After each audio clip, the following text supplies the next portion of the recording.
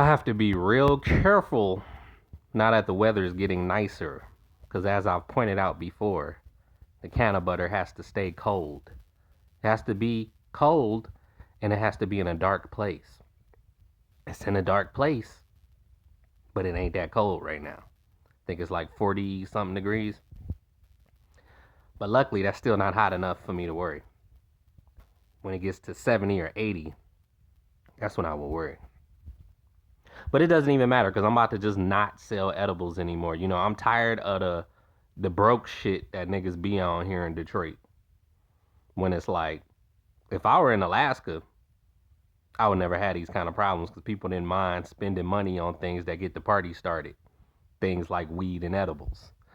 So, but here, niggas' favorite saying here in Detroit, man, I ain't even got it, dog. You should have hollered at me before I got my check. It's always some kind of punk ass excuse, some kind of sob story when it's like, look, I ain't trying to hear that shit because this is how I make money when I don't have a job. This hustling is my job. So it's like, all right, there's no point in me buying can of butter, which cost me $15, but it's still cheaper than what everybody else paying $24 for can of butter while I'm paying 15. This is why I always tell y'all I get a lower price for everything. And it still be better quality than the stuff y'all paying for that's more than what I'm paying for.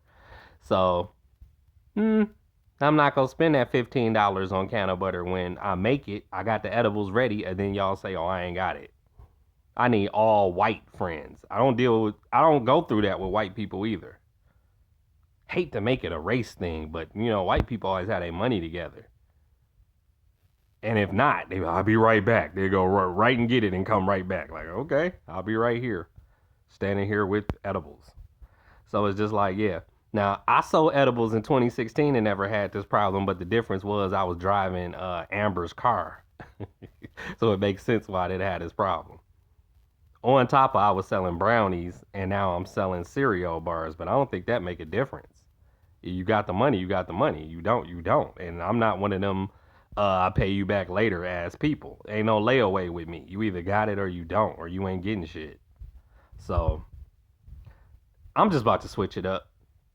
I'll make edibles upon request and I'll get my money up front.